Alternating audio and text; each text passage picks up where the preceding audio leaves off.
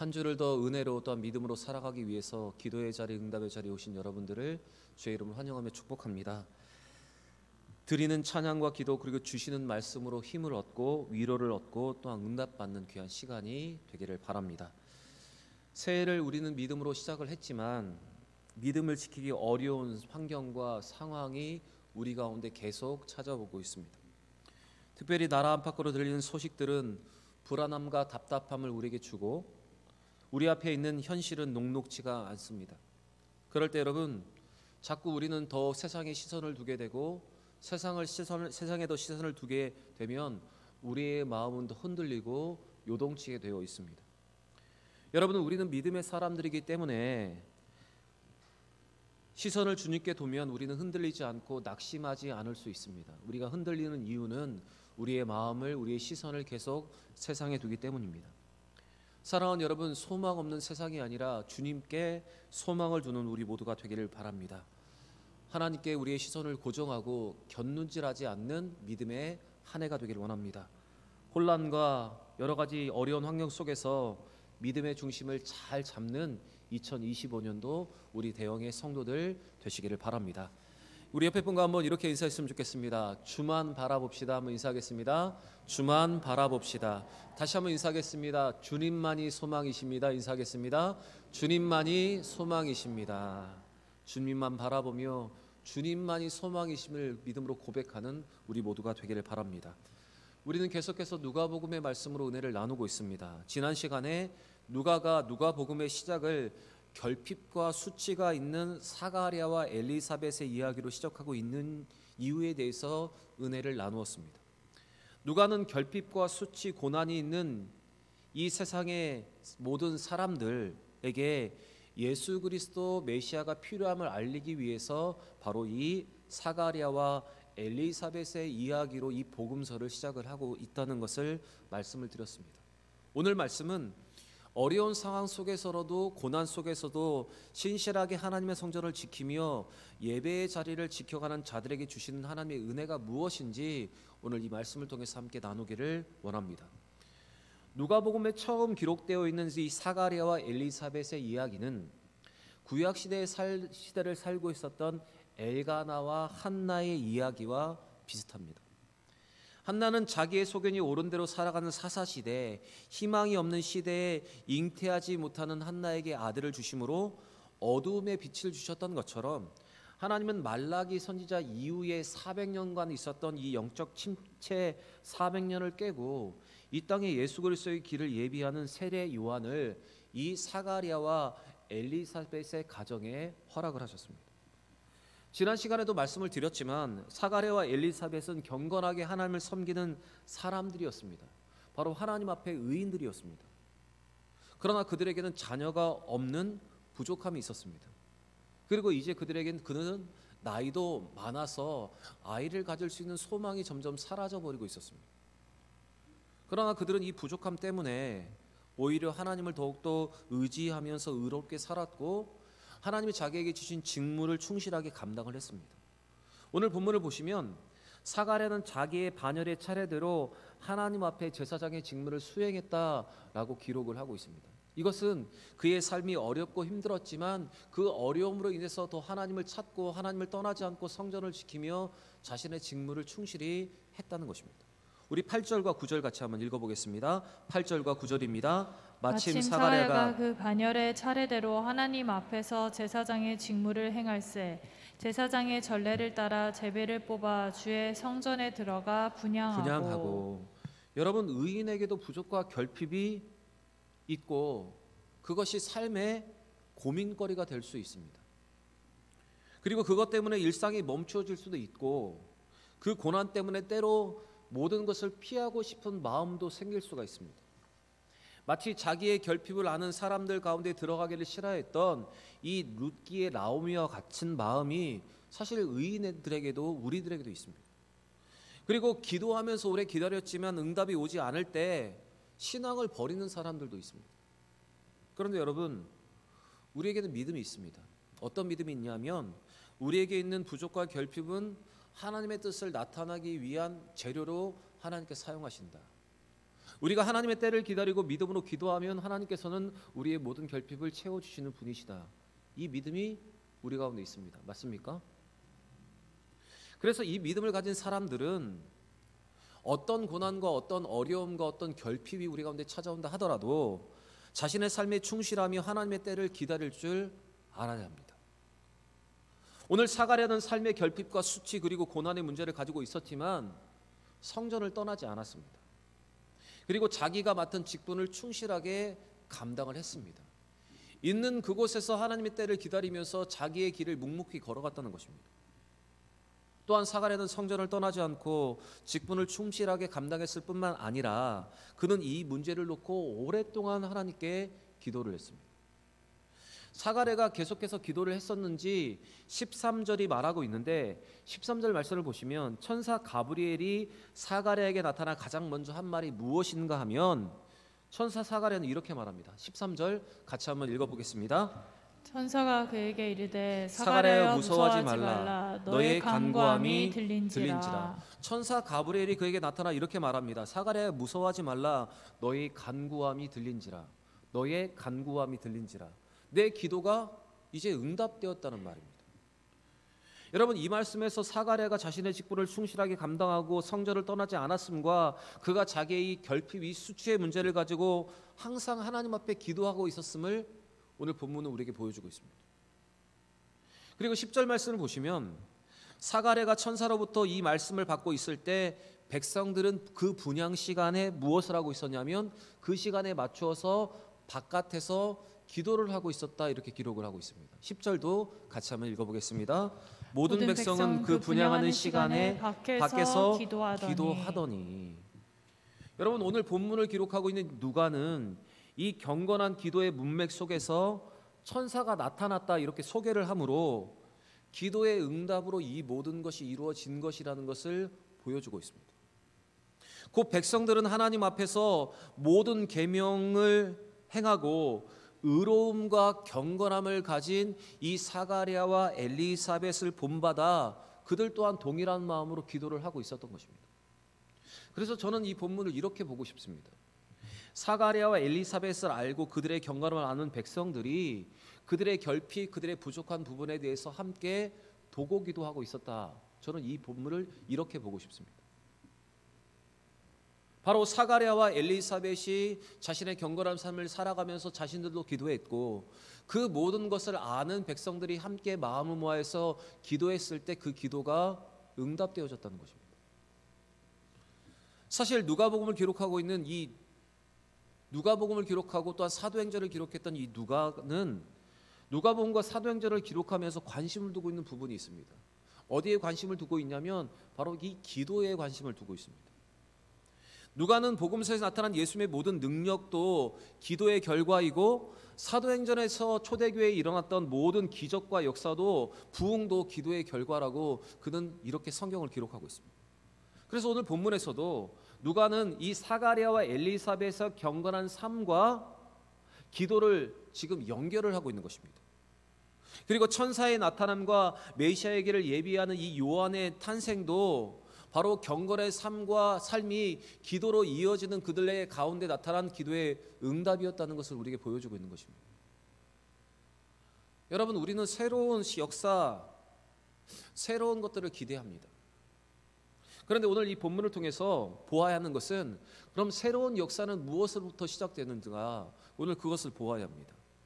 여러분, 잉태하지 못했던 한나, 그 한나의 기도가 사무엘을 하나님께 주시는 시작점이 되었습니다. 그리고 자녀가 없는 결핍과 수치를 겪고 있는 이 사가랴와 엘리사벳도 하나님께서 그들에게 자녀를 주신 것은 그들의 경건한 삶이 기도로 이어지고 그 기도가 그들에게 있었기 때문에 그 기도의 응답으로 이루어진 것입니다. 그래서 우리는 이 누가의 기록을 통해서 새로운 역사의 시작은 경건한 삶과 기도로 가능한 것임을 우리는 오늘 이 본문을 통해서 기억해야 하는 것입니다. 여러분, 그래서 경건이 능력이고 기도가 능력입니다. 만약 우리의 삶 가운데 결핍이 있고 우리의 삶 가운데 수치가 있고 아직도 우리의 삶 가운데 고난이 있다면 여러분, 우리는 이 경건의 삶을 기도로 연결하고 이 경건의 삶과 기도를 통해서 하나님의 인도하심과 응답을 우리는 받아야 하는 것입니다. 하나님은 당신 앞에 경건한 의인에게 은혜를 베푸시고 하나님을 신뢰하며 끝까지 기도하는 자에게 응답하시는 분이 바로 우리 하나님이십니다. 오늘 경건한 삶과 기도를 통해서 응답받았던 이 사가랴와 이 엘리사벳 이야기를 통해서 우리도 경건의 삶과 기도를 통해서 응답과 회복의 역사를 경험하는 우리 모두가 되기를 바랍니다. 제사장 사가랴는 반열의 차례대로 그 직무를 맡았고 1000명 중에 한 사람만 누릴 수 있는 직무를 제비를 뽑아서 맡게 되었습니다. 그것은 바로 성전에 들어가서 그 향단에 불을 피우고 하나님 앞에 예배를 드리는 것입니다. 그래서 성전에 들어간 사가랴는 향단 우편에 서 있는 주의 사자를 보게 됩니다. 그리고 그 사자로부터 그의 기도가 응답되었다는 소식을 듣게 되고 그들에게 자녀가 있을 것이라는 기쁜 소식을 듣게 되었습니다. 천사가 전하여 준 소식은 바로 엘리사벳을 통해서 아들을 주시겠다는 하나님의 약속이었습니다. 우리 13절과 14절의 말씀 같이 읽겠습니다. 천사가 그에게 이르되 사가랴여 무서워하지 말라. 너의 간구함이 들린지라. 내 아내 엘리사벳이 내게 아들을 낳아주리니 그 이름을 요한이라 하라. 너도 기뻐하고 즐거워할 것이요 많은 사람도 그의 태어남을 기뻐하리니. 이 말씀을 잘 보시면 하나님께서는 그들 가운데 태어날 아이의 이름을 하나님께서 지어주셨습니다. 그의 이름은 요한이었습니다. 하나님께서 이 아이의 이름을 직접 지어주신 것은 바로 이 하나님의 아이에 대한 주권이 하나님께 있다는 것을 강력하게 알려주시기 위한 방법이었습니다. 그리고 이 아이의 탄생은 사가랴 부부의 기쁨일 뿐만 아니라 많은 사람의 기쁨이 될 것이라고 지금 말하고 있습니다. 이렇게 이 요한의 탄생이 기쁨의 이유가 되는 것은 바로 16절의 기록대로 그가 이스라엘 자손들을 많이 하나님께로 돌아오게 하기 때문입니다. 우리 16절 말씀도 함께 읽겠습니다. 이스라엘 자손은 그들의 하나님께로 많이 돌아오게 하겠습니다. 이 예언의 말씀대로 세례 요한은 회개의 세례를 통해서 수많은 사람들이 하나님께 돌아오는 일들을 감당했습니다. 그리고 그의 이름 그대로 하나님의 자비를 세상에 보여주는 믿음의 통로가 되었습니다. 여러분, 오늘 세례요한에게 주시는 사명이 무엇인가 하면 바로 많은 사람들을 하나님께로 돌아오게 하는 것이 바로 이 세례요한의 사명이었습니다. 여러분, 이 세례요한에게 주신 사명이 어쩌면 이 땅을 믿음으로 살아가는 우리에게 주시는 동일한 사명이라 저는 믿습니다. 우리는 믿음의 사람들로서 많은 사람들의 기쁨이 되어야 합니다. 많은 사람들의 걱정거리, 많은 사람의 골칫거리가 되는 것이 아니라 많은 사람의 기쁨이 되어야 합니다. 그리고 사람들을 하나님께로 돌아오게 하는 사람이 되어야 하는 것입니다. 오늘 세례요한에게 주신 이 정체성을 여러분, 성도된 나, 신자된 나로서의 정체성으로 받아들일 수 있는 여러분과 제가 되기를 바랍니다. 그리고 이 세례요한처럼 사람의 기쁨이 될 뿐만 아니라 하나님께도 기쁨이 되는 믿음의 삶을 살아가는 여러분과 저의 삶이 되기를 바랍니다. 계속해서 15절의 말씀을 보시면 요한이 이와 같은 일을 감당할 수 있는 이유, 감당하게 되는 이유가 나오고 있습니다. 그것이 바로 하나님 그에게 주시는 능력이고 또한 그가 그렇게 살아갈 때 그것이 그의 능력이 된다고 오늘 15절은 이렇게 말하고 있습니다. 우리 같이 한번 읽어보겠습니다. 이는 그가 주 앞에서 큰 자가 되며 포도주와 독한 술을 마시지 아니하며 모태에서부터 성령의 충만함을 받아. 여러분, 몇 가지가 기록되어 있습니까? 3가지가 기록되어 있습니다. 한번 찾아보시기 바랍니다. 먼저 주 앞에서 큰 자가 되며, 그리고요 포도주와 독주를 마시지 아니하며, 그리고 모태로부터 성령의 충만함을 받아. 여러분, 3가지의 이유를 통해서, 3가지의 능력을 통해서, 3가지의 경건의 모양을 통해서 그가 하나님의 일을 감당하게 될 것이다. 성경이 이렇게 말하고 있습니다. 첫째는 바로 그가 주 앞에 큰 자가 되는 것입니다. 여기서 큰 자라가 된다는 것은 많은 사람을 섬기는 사람이 된다는 의미입니다. 곧 섬기는 자가 선한 영향을 여기 끼치게 되는 것이 영적인 법칙이고, 이렇게 선한 영향력을 가진 자를 하나님은 큰 자로 여기신다. 이것이 오늘 본문의 내용입니다. 그리고 두 번째는 그는 나실인과 같은 성별된 삶, 거룩한 삶을 살게 될 것이다, 살아야 한다라고 말을 하고 있습니다. 여러분, 이렇게 성별되고 거룩한 삶을 살 때 영혼들을 하나님께로 이끌 수 있는 영향력을 가지게 되는 것입니다. 다시 말씀드리면 무엇인가 다른 성별함, 무엇인가 다른 구별함, 구별됨이 많은 사람들을 하나님께로 이끌 수 있는 영향력을 끼치는 동력이 된다는 것입니다. 그래서 여러분, 우리가 세상 속에서 또한 믿음의 사람으로서 선한 영향을 끼치기 위해서, 그들을 하나님께로 이끌기 위해서는 우리는 세상과 구별된 경건의 모습, 성별된 모습, 거룩한 삶을 살아가야 하는 것입니다. 그리고 마지막 세 번째로 뭐라고 기록되어 있냐면 모태에서부터 성령을 충만을 받을 것이다, 이렇게 기록되어 있습니다. 여러분, 사실 모태에서부터 성령의 충만함을 받는다는 표현은 구약 성경에는 단 한 번도 나오지 않은 표현입니다. 그래서 하나님께서는 세례 요한에게는 모태에서부터 성령 충만함을 주시겠다고 지금 약속을 하고 계십니다. 여러분, 사람을 변화시키는 참된 능력이 여러분 어디에서부터 나오는 것입니까? 우리가 경건하게 살아가고 우리가 깨끗하게 살아가 우리 안에서 그 능력이 나오는 것이 아니라, 우리는 연약하지만 성령의 능력으로 이와 같은 능력이 우리 가운데 임하게 되는 것입니다. 이렇게 세례 요한에게 이 세 가지의 특권, 또한 이 세 가지의 의무가 주어진 것입니다. 그런데 이 마지막 세 번째 능력을 보시면 모태에서부터 성령을 부어주겠다, 이렇게 말하고 있습니다. 여러분, 우리는 이 부분을 주의 있게 보아야 합니다. 여러분, 앞에서도 말씀드렸듯이 모태에서부터 성령을 부어주다는 표현은 세례 요한에게만 있는 특별한 표현입니다. 물론 우리 예수님께서는 성령의 충만함을, 성령으로 잉태함을 받았다, 성경은 이렇게 기록하지만 태에서부터 성령을 받은 일은 전무후무한 일입니다. 사실 말라기 선지자 이후에 400년 동안 성령은 이스라엘 가운데 역사하지 않았습니다. 다시 말씀드리면 말라기 선지자 이후에 성령은 400년 동안 떠나가 있었습니다. 그런데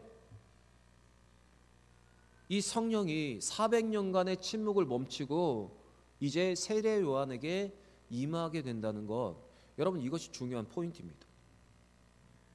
여러분, 구약과 신약 사이에 말라기 선지자와 이 세례 요한 사이의 간격이 400년입니다. 그때는 하나님의 어떤 묵시도 말씀도 없었고 성령의 어떤 역사도 한 번도 일어난 적이 없습니다. 말씀도 없고 성령도 없었던 시대가 바로 이 영적인 암흑기 400년입니다. 그런데 지금 세례 요한의 잉태를 시작으로 성령의 활동이 재개된 것입니다. 이제 성령이 다시 활동할 것이라는 소식이 지금 전해지고 있는 것입니다. 이 성령의 활동의 재개는 새로운 종말론적인 시대가 세례 요한을 통해서 이제 시작될 것임을 우리에게 보여주고 있는 것입니다. 천사가 다시 나타나 하나님의 말씀을 전하고 성령이 다시 활동하는 새 시대가 열리게 될 것임을 오늘 하나님은 이 세례 요한을 통해서 말씀을 하고 계시는 것입니다.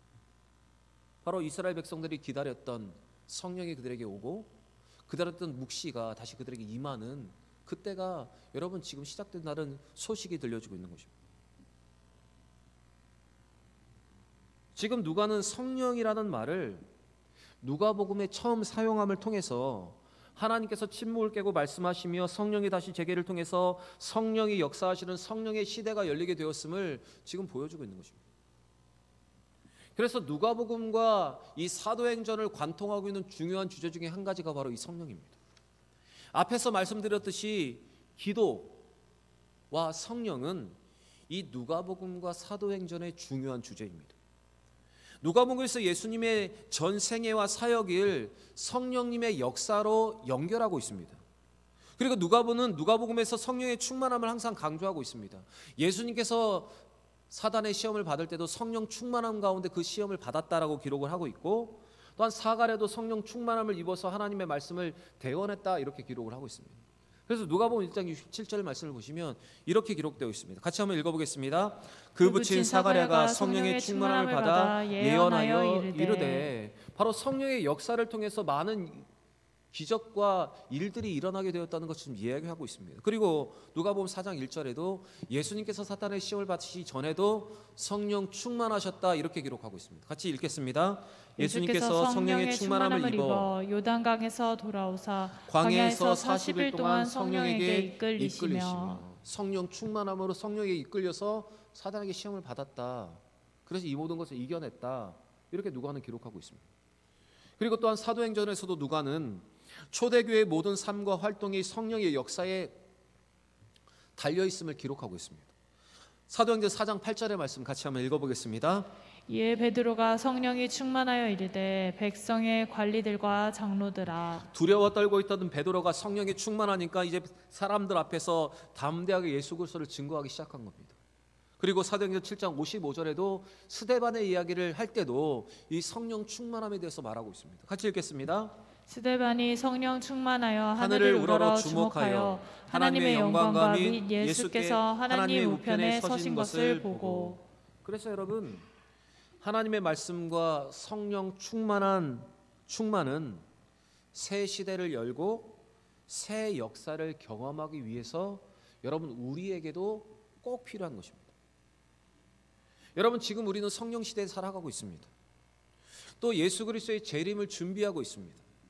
이런 우리에게 하나님의 말씀을 듣고 성령 충만한 것은 선택이 아니라 우리에게 꼭 필요한 것입니다. 무엇인가 새로운 역사를 기대하고 새로운 능력과 새로운 삶을 시작하려면 여러분 우리 가운데 이 두 가지가 꼭 있어야 한다는 것입니다. 하나님의 말씀이 다시 임해야 하고 다시 성령이 우리 안에서 역사를 시작해야 한다는 것입니다. 우리가 새로운 능력과 새로운 삶, 새롭게 된 것을 누리기 위해서는 주의 말씀을 듣고 성령 충만해야 합니다. 여러분, 삶의 변화와 능력이 또한 변화된 삶의 시작은 바로 말씀과 성령을 통해서만 가능한 것입니다. 에스겔 37장의 말씀을 보시면 마른 뼈가 살아나는 과정이 기록되어 있습니다. 먼저 말씀이 선포되니 뼈와 뼈끼리 마저 맞기 시작합니다. 그리고 힘줄이 붙고 이제 살이 차는 역사가 일어납니다. 그러나 말씀이 선포되었을 때 살아나는 것처럼 보였지만 그들의 살아남은 완전하지 못했습니다. 그래서 하나님께서는 에스겔을 통해서 다시 그들에게 생기, 성령이 들어가도록 명령을 하십니다.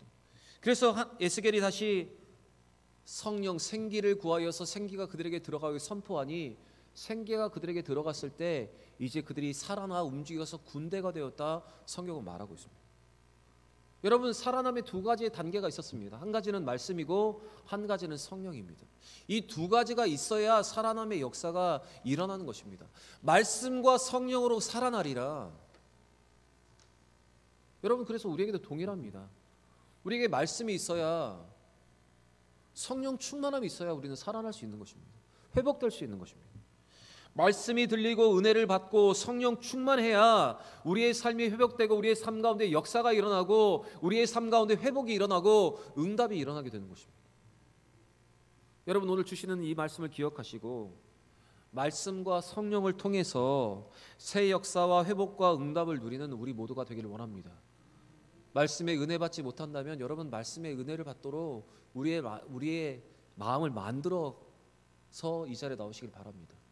그리고 순간순간마다 주의 말씀을 묵상하며 하나님께서 나에게 주시는 말씀으로 듣고 이 말씀 가운데 은혜 받기를 원합니다.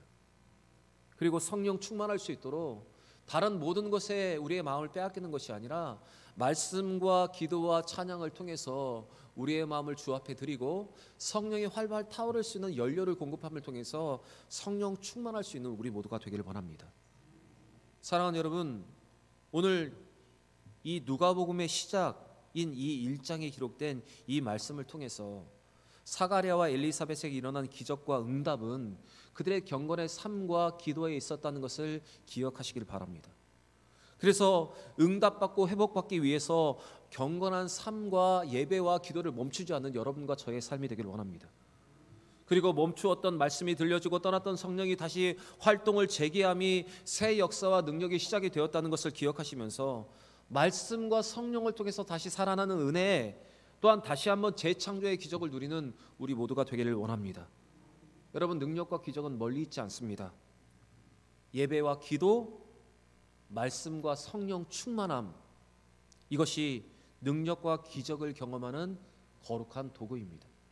오늘 주시는 이 말씀을 통해서 예배와 기도, 말씀과 성령 충만한 삶을 통해서 하나님 우리를 새롭게 만들어 가시고 우리의 가운데 응답하시고 역사하시는 그 은혜를 누리는 우리 모든 대형의 성도들 되시기를 우리 구주 예수 그리스도의 이름으로 간절히 축원합니다.